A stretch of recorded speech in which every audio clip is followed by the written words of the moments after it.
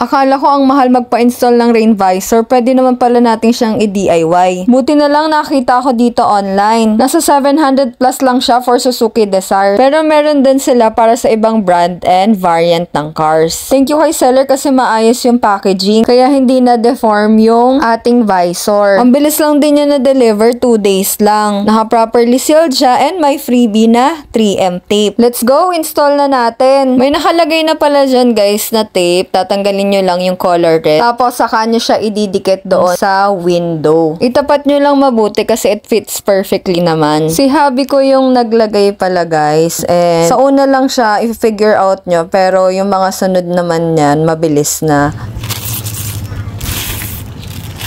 Yay! Hindi na kagad papasok yung ulan sa loob pag nabukas yung bintana. Thank you, Lord. Maganda dito guys, matibay siya kasi kahit diniin na siya ng todo, hindi siya nasira. Matibay din yung dikit niya kaya hindi kayo mag-aalala na baka liparin or matanggal. Hindi nyo na kailangan ng special tools dito kasi madali lang talaga siya ikabit.